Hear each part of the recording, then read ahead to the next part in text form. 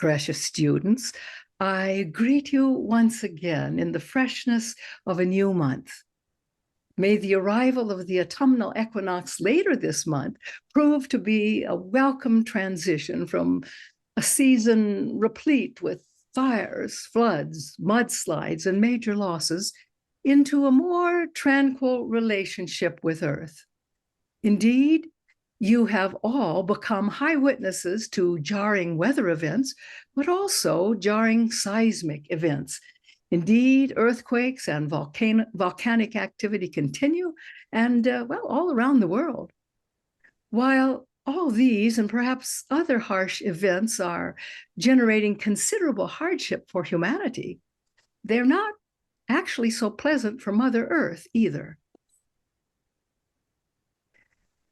The hellish wars of the modern era also continue, heedless to the massive levels of suffering they generate.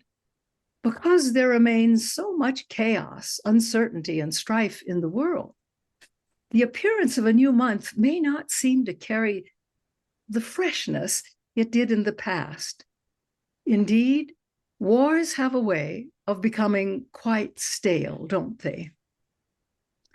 Well, as we bring in a new month, I want to focus with you on the bigger picture with its looming challenge of realizing a new astrological age, particularly its spiritual dimension.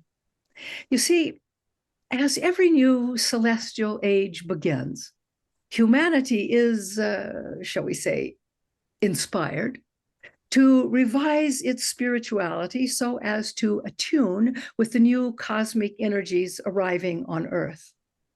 Now, granted, that inspiration may be stimulated more by the unfolding of planetary events than cosmic events, yet each dawning new age ultimately requires humans to, migrate away from the ideals, norms, and ruling styles of the prior age.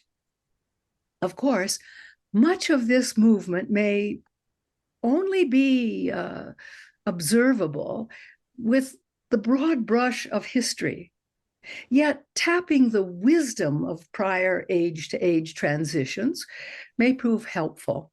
As, humanity once again is confronted by difficult and highly complex planetary issues. Now, wars and strife have always marked the process of moving the planet from one astrological age into another. However, the process is way more complicated now than ever before. And this is due mainly to two important facts. Earth's human population is now immense, and the weaponry used in warfare is so catastrophic as to be utterly mind-boggling.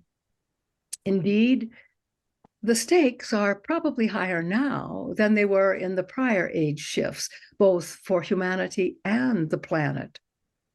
So, to give you an idea of how one age's spiritual perspectives morph into a subsequent age, let's take a very abbreviated glance at the two prior age-to-age transitions. Now, manifesting a new astrological age is not like flipping a switch for the light to come on. For those awake enough to grasp what is transpiring, it requires intention, sustained focus, and, flexibility. While we don't have time today to go into much detail, I hope a few snapshots of the process will offer something of value. I want to focus on Egypt, since the effects of these two age shifts can be readily observed in her history. You see, the civilization of ancient Egypt developed during the age of Taurus. Now, astrologers often date the age as occurring between roughly 4400 and 2200 BCE.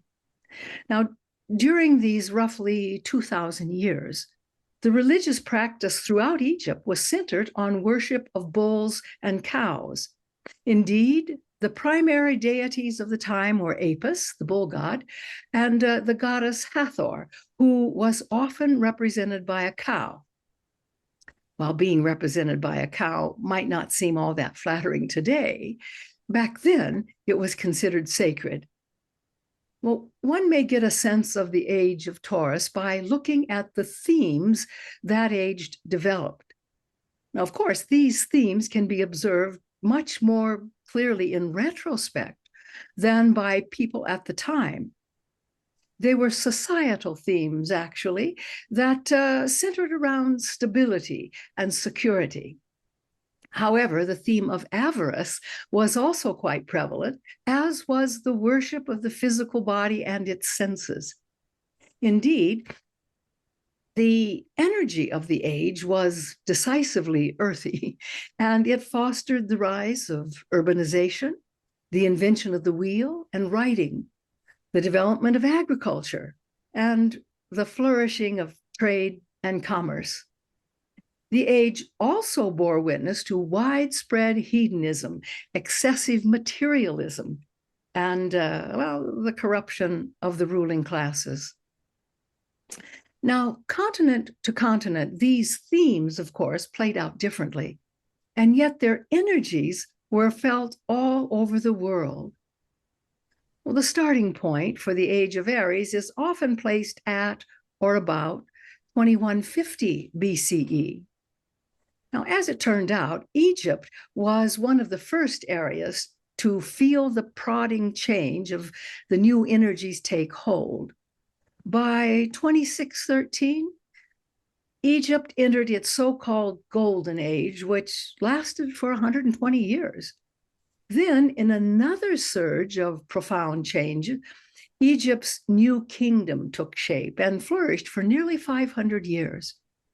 Indeed, this was a time of immense prosperity, and it was all that wealth that afforded such profound societal change to occur. In this period, the former bull-worshipping culture was replaced by the worship of Amun, a god depicted with a ram's head. Indeed, the cult of Amun came to be a defining element in Egypt's embrace of a new age. Thebes became her capital, and Amun was subsequently elevated to the chief god with a new name, Amun-Ra. Ram-headed sphinxes were set up at the entrance of Amun's temple complex in Karnak, and their presence was a demonstration that the Age of Aries was in full swing. Around 2000 BCE, Pharaoh Amenemhat the first actually took the throne. Now, he launched an age of iron and war that generated massive imperial expansion for Egypt. Then, around 1350 BCE, Pharaoh Amenhotep came to power. Now, as a peace-loving visionary, he wanted to eliminate the country's ongoing internal tribal wars. And, the vehicle he chose to do this was religion. His plan for divesting power from the many tribal heads was to coalesce them all under a new religion. Indeed, he chose a single god, Aten, who was symbolized by a sun disk with rays of light descending into the pharaoh's own hands. Now, this was a powerful symbol, indicating that from the sun god, power emanated directly to the pharaoh. Well, as you might expect, this was a pretty big leap for Egyptian people, but it also departed radically from Egypt's traditional polytheism.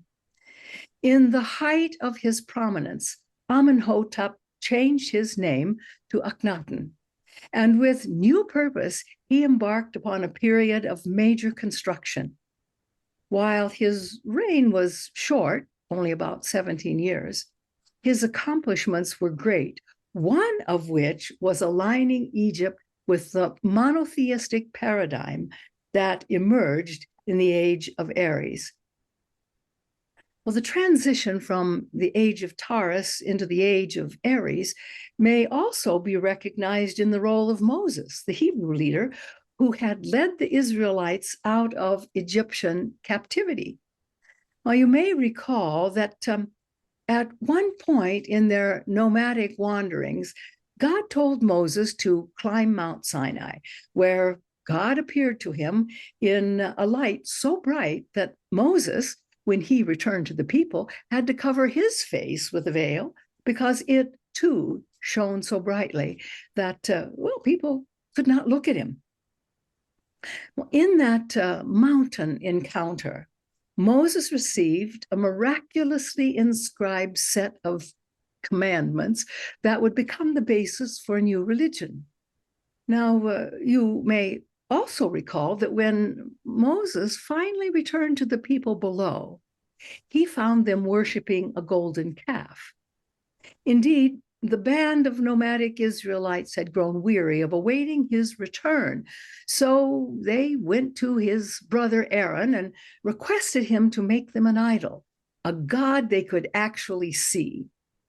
Well, Aaron seized the moment of power and collected all their gold. He melted it into a malleable state and then fashioned it into the image of a calf and set it on the altar. When he finished, he declared the following day a feast day. And as the celebration began, God told Moses to go back down the mountain with the inscribed tablets of stone. When he saw the revelry, in a fit of anger, Moses smashed the stone tablets and threw the golden calf into the fire. Later, he collected the metal tailings, ground them up, and dumped them into the water supply. Then he ordered people to drink it. Now, before the meeting with God on the mountain, the Israelites had worshiped various gods from the Canaanite pantheon. However, after the arrival of the stone tablets, their pagan practices had to cease. Indeed, the very first commandment was, quote, "Thou shalt have no other gods before me," close quote. Well, as you can probably imagine, this sudden adoption of a new one God only religion got off to a somewhat rugged beginning. Well, moving toward the dawn of the current age, Earth began receiving the new energies from the constellation of Pisces, and change was once again the driving force, or it was driving, you could say, life on Earth. The Egyptian culture began falling into decline, but after the death of Cleopatra VII, Egypt fell to Rome's armies and became a Roman province. Yet, as the Age of Pisces dawned, the rise of another new religious movement was underway.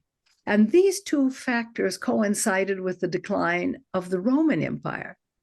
Indeed, the empire's shift from paganism to Christianity further sealed its fate and became a major factor in its cultural remaking. Well, one that ultimately led to the collapse of its western half. The Age of Pisces also saw the spread of Buddhism in Asia, and the rise of Islam in the 7th century.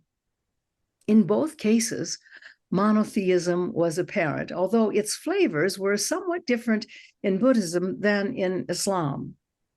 Even as early as the Aryan Age, the Hindus were already aware that great ages come and go, while Piscean values such as devotion, collective faith, and also the transcendence of the ego were all themes echoed by Hindu deities like Vishnu's Matsya avatar. Still, the connection of Hinduism to the Piscean Age is probably more symbolic than actual. Here in the West, the Age of Pisces has, well, at least for the last 3/4 of a century, been seen as an age that brought forth tremendous strides in technology. Now, while that may be true, we must remember that the age's transition over time has certainly not been a smooth one. Indeed, wars of aggression were common all through the Age of Pisces.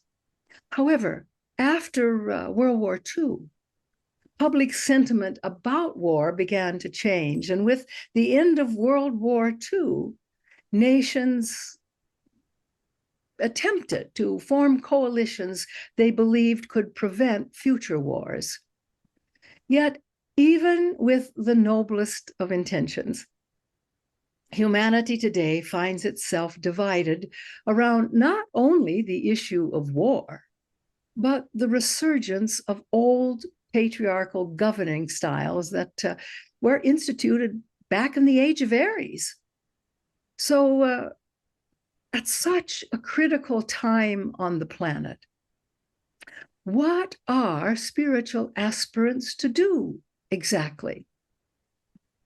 While this is a pertinent question for any time, it may at least seem more important when natural disasters occur or when wars are waged.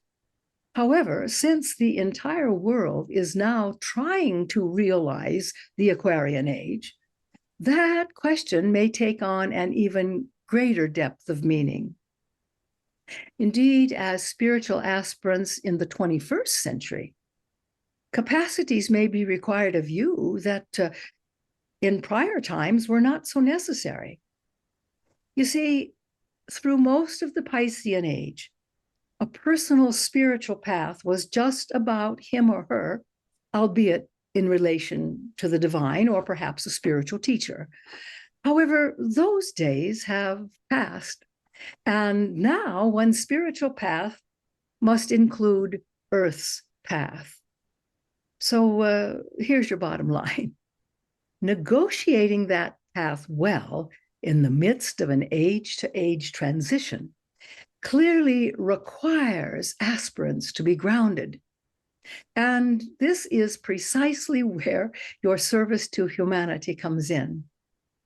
You see, one of the truly beautiful aspects about serving others, particularly in times of danger or situations that are difficult, is that service can keep one grounded in a remarkable way. Consider for a moment those serving as medics, caregivers, food suppliers, or even journalists in today's terrible war zones. While all these individuals are heroic in their service, were they not grounded, they simply could not serve effectively. Indeed, whether one finds himself or herself in a war zone, or merely negotiating the way through political chaos and non-clarity, remaining grounded turns out to be forging a path to liberation. After all, staying grounded requires mindfulness, and mindfulness is the foundation for genuine spiritual evolution. You see, mindfulness practice is, well, it's not about retreating from the world, nor is it about protecting oneself from the onslaught of the world's notable complexities. In fact, even when doing mindfulness meditation, the mind must be anchored in the here and now. So even though mindfulness practice may begin on the meditation cushion, eventually it must be carried into one's life in the world. Indeed, when one actually learns to engage grounded mindfulness, she or he will feel called to move compassionately toward the world rather than away from it. So rather than shunning the world or judging all its violence and chaos, I urge you to open to all its unpredictability and complexity, but do so with a loving, compassionate heart. Well, as we come to the close of this talk, I hope these thoughts are helpful for negotiating your way through all the complications of a world in radical transition. To do so, you will need to cultivate both mindfulness and compassion. Together, these two powerful inner states can generate a love fierce enough to guard well your spirituality and ultimately generate the paradigm shift for which humanity has so long yearned. Know that I love you and that I will bless all of your spiritual efforts. Thus I send you forth, dear ones, in a flow of my grace. Go find and put on your fierce love. I thank you. Well, what I wanted to do was kind of show you how spiritual traditions sort of guide the shifting of ages. And just about every age shift, at least certainly in recent ones, they've all been marked by war. Some also marked by pestilence, a lot of sick people, dying people. But it seems that one of the things that always has to happen before a new age can be fully launched is that all the undealt with karma of the prior age has to be brought up so people can see it. In this way, they can make some conscious choices not to do all of the things the same way in a future age as they have in the prior one. And so I think sometimes people look at all of the terrible things that actually can come about. I mean, the wars that are going on right now are terrible. There's no other word for them. We look at this and some people say, well, how can God let that happen?